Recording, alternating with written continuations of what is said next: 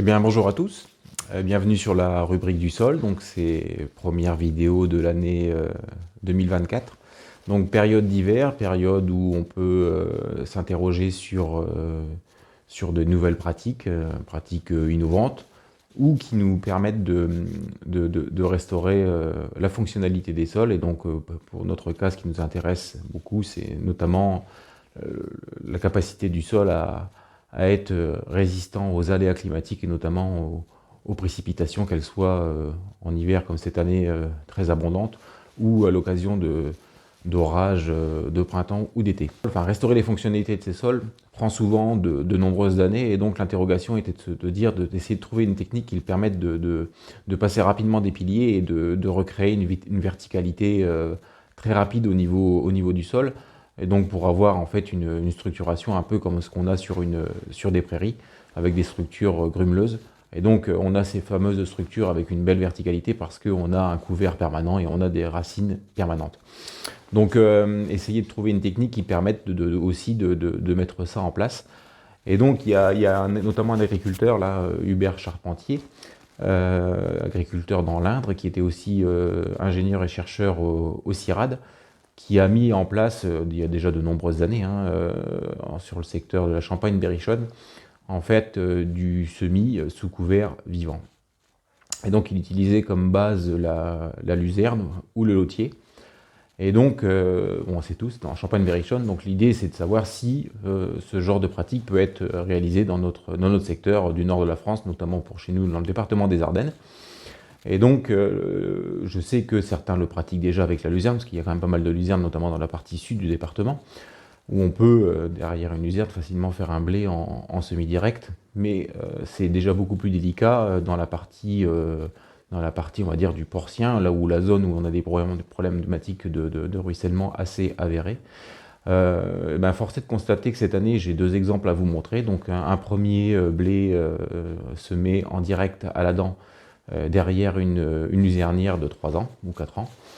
Et puis un blé aussi, un blé de colza qui était implanté sous couvert, implanté sous couvert en fait de trèfle blanc. Alors dans notre département, dans notre secteur, il y a une légumineuse qui pousse de peur, hein, c'est bien évidemment le trèfle blanc.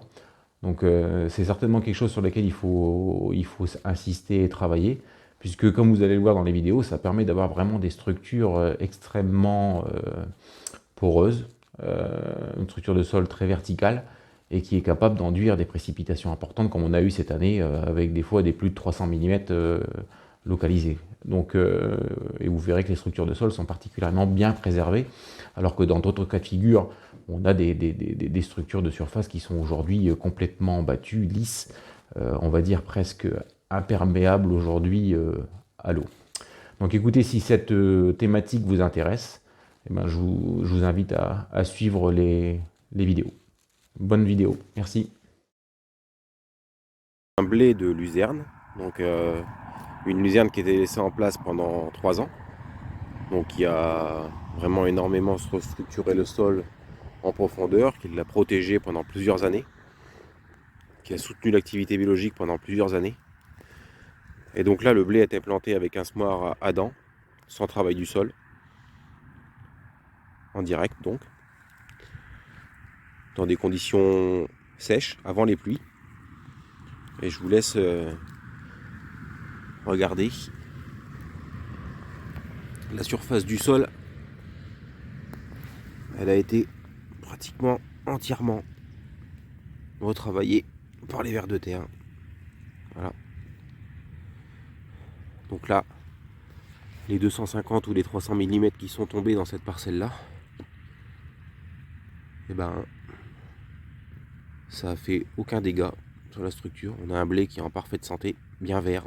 Ce qui est vraiment important de voir, c'est que vous voyez, pendant 3 ans, pas de travail du sol, une légumineuse laissée en couvert permanent, donc un système racinaire permanent, quelles que soient les saisons.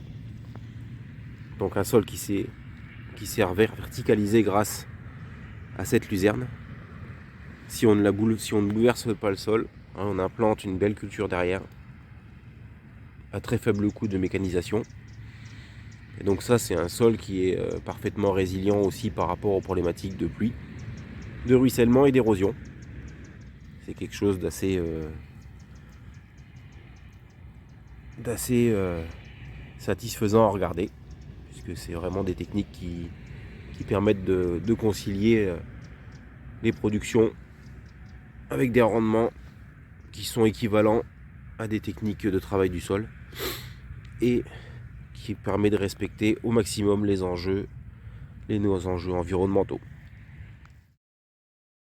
Donc toujours pour vous faire part de différentes techniques qui sont pratiquées dans le département des Ardennes, donc notamment sur les semis de blé. Donc là ici on est en présence d'un blé semé sur un colza qui avait un couvert permanent de légumineuse, donc du trèfle blanc nain. Donc c'est ce qu'on voit ici, les résidus, là, le trèfle. Voilà, les résidus colza ici. Donc ça a été semé donc en direct au semoir à disque, sans aucun travail du sol. Et donc je pense que vous pouvez largement le constater, c'est que l'activité biologique qui se déroule en surface juste sous nos pieds est extrêmement importante, donc avec beaucoup de tiricules. Et puis ce que vous pouvez aussi remarquer, c'est que en comparaison d'autres parcelles où il y a eu un travail du sol, malgré les 200-250 mm de précipitation qu'il y a eu par ici, on a un sol qui n'est pas refermé, quoi, où on a énormément de microporosité qui existe, hein, qui permet en fait à l'eau de descendre dans le sol. Je ne sais pas si vous voyez, mais vous avez quand même de nombreux trous qui ont été faits par les vers de terre, et cette fois-ci, ceux qui viennent en surface comme ça, les verticales et qui sont d'un diamètre important, sont bien les vers anéciques qui font des voyages entre la surface et parfois à plus de 2 mètres de profondeur. Donc voilà, vous avez pu voir donc les deux techniques mises en œuvre, enfin tout au moins la technique mise en œuvre là dans le département des Ardennes. Donc bien évidemment, on essaiera d'aller jusqu'au bout donc avec la récolte et avec les résultats économiques qui peuvent être attendus notamment sur le blé. Donc l'idée, c'est vraiment de développer une technique qui permette de valoriser, de respecter, ou tout au moins d'améliorer les trois piliers de la fertilité des sols, donc la fertilité biologique. Donc vous avez vu que lorsqu'on a un couvert permanent, comme les légumineuses, on a une activité biologique intense, hein. Vous avez vu les nombreuses turicules de vers de terre qui sont présents, tout simplement parce qu'on apporte en fait de la nourriture à ces êtres vivants du sol. Donc s'il y a de la nourriture, il y a de l'activité.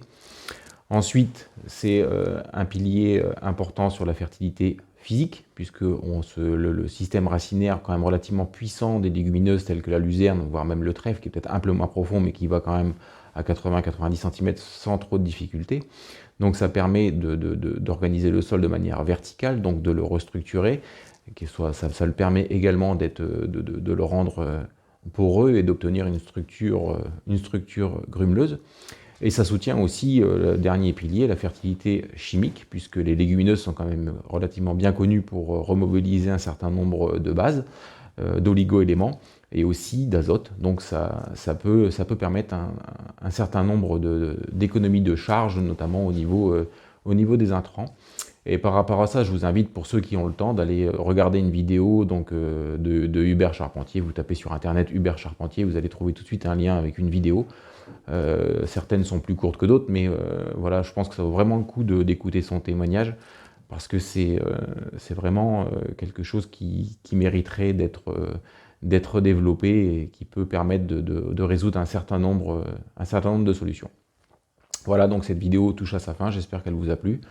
Une prochaine vidéo certainement dans quelques semaines pour vous montrer un petit peu les états de blé, de maïs semé en direct. On verra différentes situations.